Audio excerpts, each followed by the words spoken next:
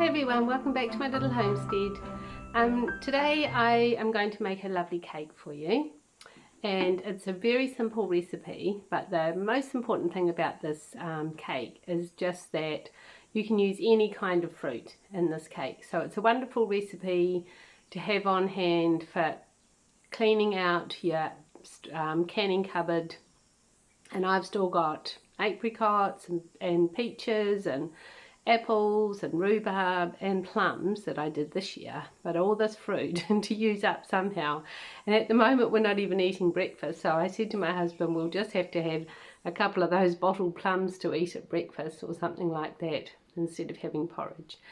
So anyway, today I thought I'd just use up a jar of my rhubarb that I canned last, when did I do it? Probably last summer, I think it was. And this is just so delicious. We were having that on our porridge for a while. Anyway, so today I'm going to make this cake, and I'm going to put this in it and also some of the plums off our tree, which are just starting to come to an end. So I'll see you in a minute.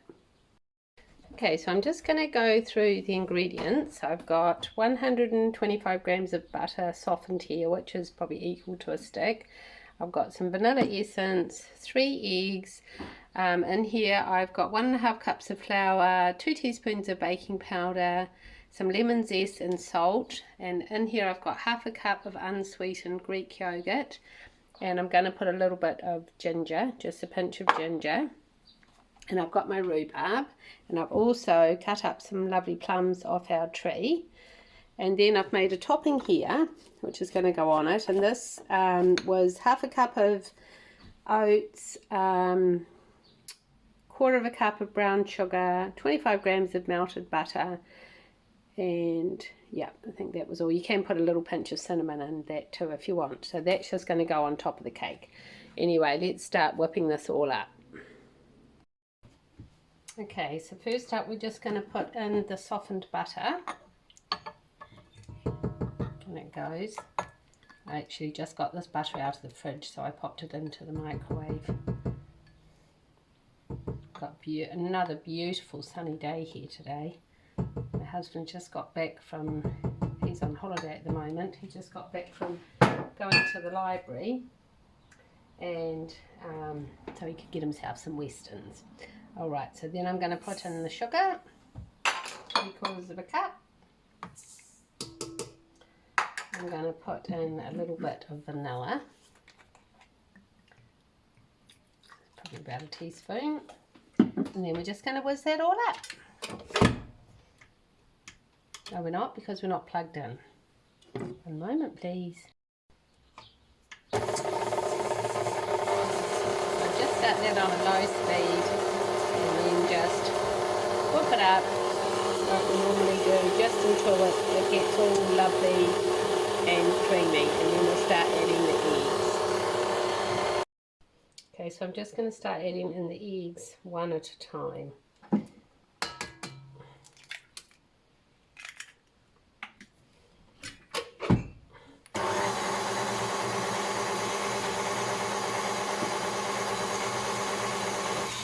I might just scrape that down first. Maybe I could have beaten that butter and sugar a little bit longer, but I just want to get this in the oven, so I'm not going to be too fussy about it. Just keep scraping it down. It's a good idea to make sure you've got that egg beaten in well before you add the next egg, because otherwise it starts to separate, and I normally find by the time you're adding about the 3rd egg that it does start to separate. So what you can do is just add a little bit of flour with that, and then that just, I find that helps it not to split. Okay, and just scrape it down again. I'm actually just getting over having a bit of a bug at the moment, a bit of some kind of a head cold sort of thing, and whenever you get even just a little bit sick with something, it just reminds you of how wonderful it is to be in health and not hindered in any way by any kind of sickness. So I'm looking forward to being completely well again.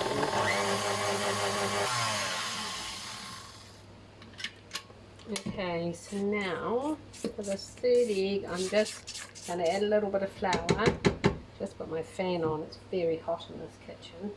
A little bit of this flour mixture, just probably a tablespoon. It's just going to help with that not splitting. We'll put that in, and then after this we'll put in the yogurt.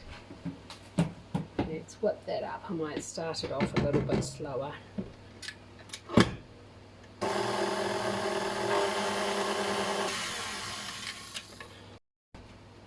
Okay, so we'll just put that yogurt in, half a cup of unsweetened yogurt. I actually don't really think it would matter too much if you had just even a flavoured fruit yogurt with this,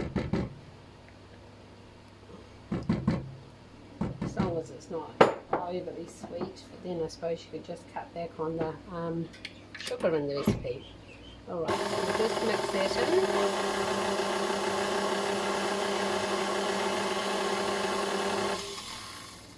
And now we're going to add in the flour.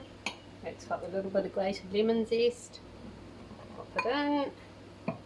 And I'm just going to put in probably, just only want a little bit of ginger, about a quarter of a teaspoon. And this wasn't even in the original recipe. I've just decided I wanted to put ginger in. Now I'm going to do that on really low.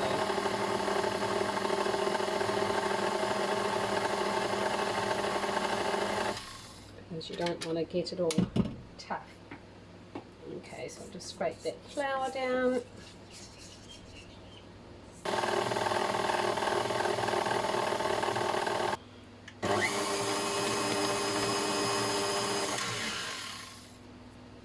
Okay, so I'm just going to finish that off a little bit with my spatula. Most of that off here. Yeah, so what I was going to say about the fruit is you can just put the fruit straight on top of the batter and cook it like that, or you could put the fruit in the middle and then have no topping, or you can do it like I'm going to do and put the fruit in the middle and then also put an oaty crunchy topping.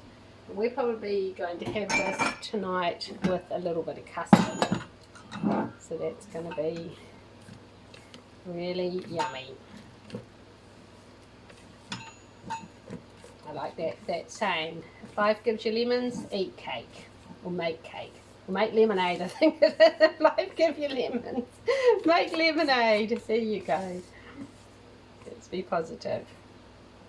We've had such a massive amount of plums this year that we've been giving them to everybody, all of our neighbours, and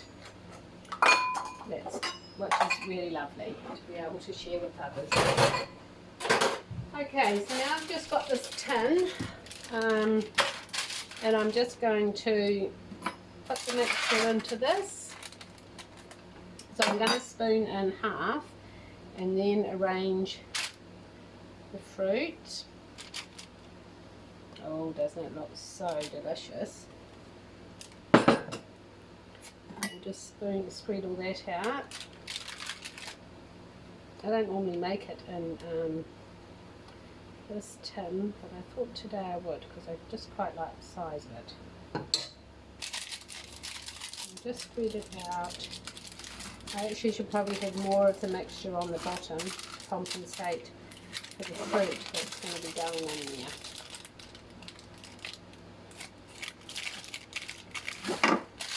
So you could have this cake with just as a cake, or with a bit of ice cream. That would be lovely with it too. Especially vanilla. Yum. Okay, so now I don't want to get too much juice. I'm just going to... Oh, there's even some bits of apple in here. I forgot that I'd made it rhubarb and apple. Gosh, this is going to be lovely. Lovely fruity cake pudding.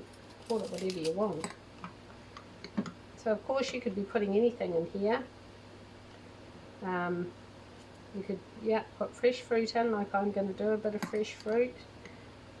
And using up this jar, still got another jar of this in the cupboard. This would probably actually make a really nice crumble.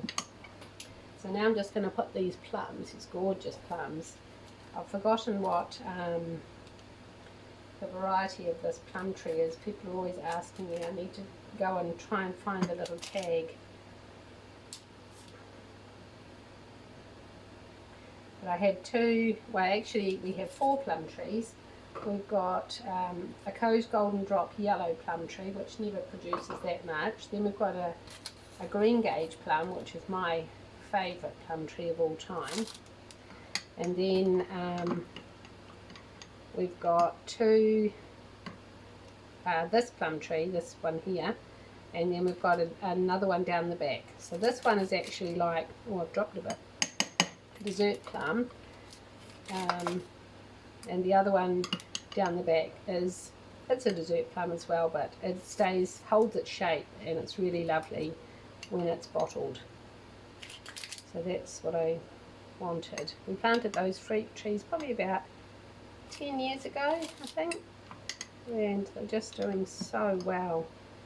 So I gave some of them a huge pruning last year, and I think some of them liked it better than others. Alright, my hands are a little bit sticky, so I'll just give them a rinse. Alright, so now I'm just going to dot the rest of that batter over this and hope that I've left enough. Got that crumb topping anyway. Oh, this is going to be so good.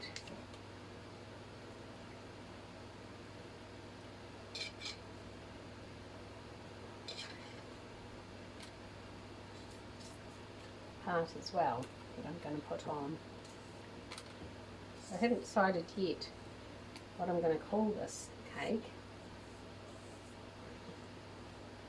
I'll come up with some nice name for it. Alright, so let's just spread that out. I might leave a little bit of the fruit poking through just for interest.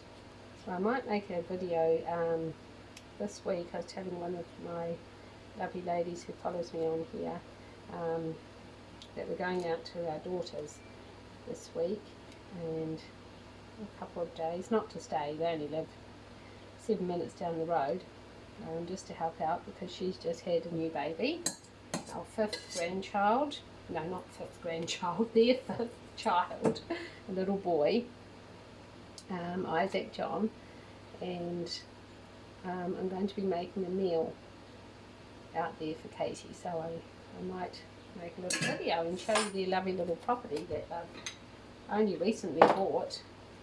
I'm not sure how long they've been yet. I don't think it's 6 months yet. But we've got 12 acres and it's just really lovely. It reminds me of that TV show, The Waltons. With that's everything that I've got there, the lovely barns, and it's a lovely old house. It's not 2-story though. 2-story would be wonderful with that many children I've got. Maybe in the future there might be something else. Okay, so just sprinkle all of that over.